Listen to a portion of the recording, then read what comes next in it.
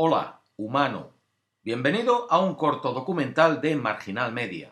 En las últimas elecciones al Parlamento Europeo, llevadas a cabo en los 28 Estados miembros de la Unión Europea, entre los días 23 y 26 del pasado mayo, los partidos populistas lograron grandes avances. Una manifestación más de la oleada populista global de los últimos años.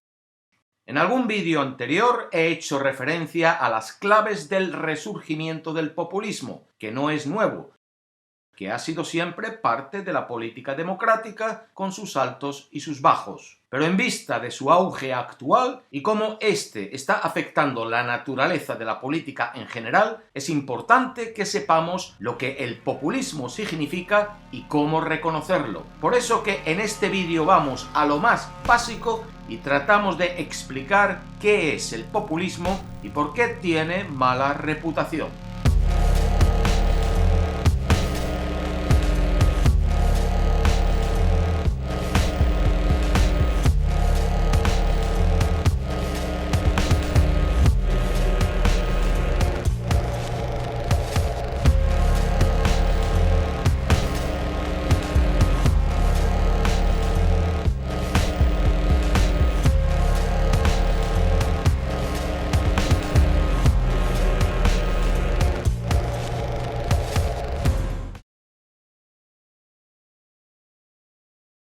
Tratamos, digo, que explicar en qué consiste no es fácil. Incluso entre los académicos, el populismo ha sido difícil de definir. Esto es en parte porque se ha manifestado de diferentes maneras durante épocas diferentes. Si bien actualmente sus casos más conocidos son los partidos de derecha, también hay líderes y movimientos populistas que pueden ser de izquierda.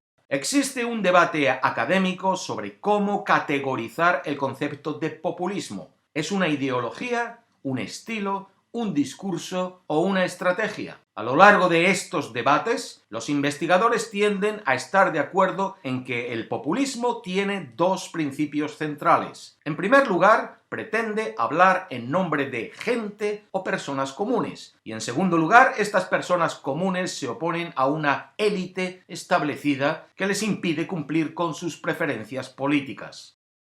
Estos dos principios centrales se combinan de diferentes maneras con diferentes partidos, líderes y movimientos populistas. Por ejemplo, las concepciones populistas de izquierda, de la gente y la élite generalmente se unen en torno a los agravios socioeconómicos, mientras que las concepciones populistas de la derecha, de gente y élite, tienden a centrarse en cuestiones socioculturales, como la inmigración.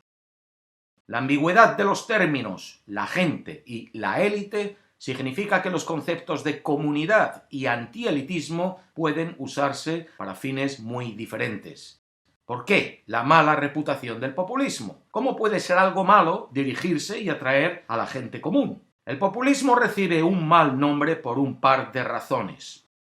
Primero, debido a que muchos de los casos más prominentes de populismo han aparecido recientemente en la derecha radical, a menudo se ha relacionado con el autoritarismo y las ideas contra la inmigración. Pero estas características tienen más que ver con la ideología de la derecha radical que con el populismo en sí.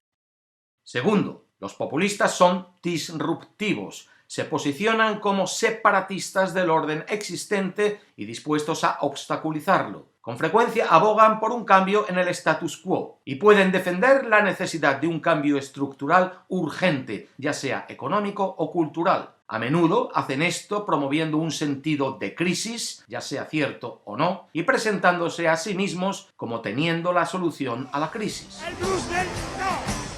El Brussel no. El Brussel no.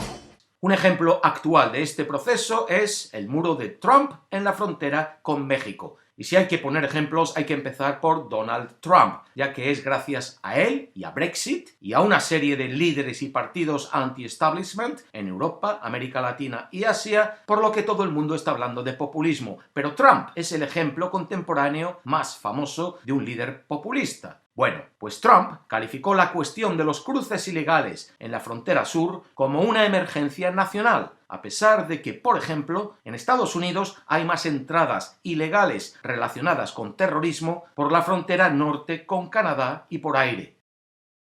El hecho de que los populistas a menudo quieran transformar el status quo, aparentemente en nombre de la gente, significa que pueden aparecer como amenazas a las normas democráticas y las costumbres sociales que muchas personas valoran. Por eso tienen mala reputación. Por eso, y porque la construcción misma de su concepto de gente excluye a partes de la sociedad que no encajan en su grupo.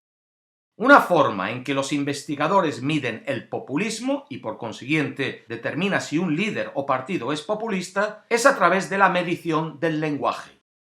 En el caso de Trump, ya puestos con él, dado que el renovado interés en el populismo se debe en parte a su éxito electoral de 2016, investigadores han encontrado que su retórica durante aquella campaña electoral fue altamente populista. Atacó las élites políticas, aprovechando el rasgo populista central del antielitismo, y usó un lenguaje llano, simple, de gente de estatus social bajo, con un fuerte uso de pronombres colectivos como nosotros y nuestro. You know what I like about this? Number one, I'm in love, and you're in love. We're all in love together. We've done something that nobody's ever done. Instead, we believe in free speech. Combinó este lenguaje populista con su ideología radical de derecha, presentando políticas como la política exterior de América primero, el muro propuesto entre los Estados Unidos y México y las políticas económicas proteccionistas y de antiglobalización. La combinación de populismo y tales políticas le permitió establecer una distinción entre la gente y las personas fuera de ese grupo, musulmanes, mexicanos, enfatizando la superioridad de los primeros. Estas políticas también permiten criticar la preferencia de las élites por la globalización, el libre comercio y políticas de inmigración más liberales. Su uso del lema Drain the Swamp, drenar el pantano, donde afirma que librará a Washington de las élites que no están en contacto con los estadounidenses normales, también refleja esto. They're trying to take you out with bullshit, okay? With bullshit.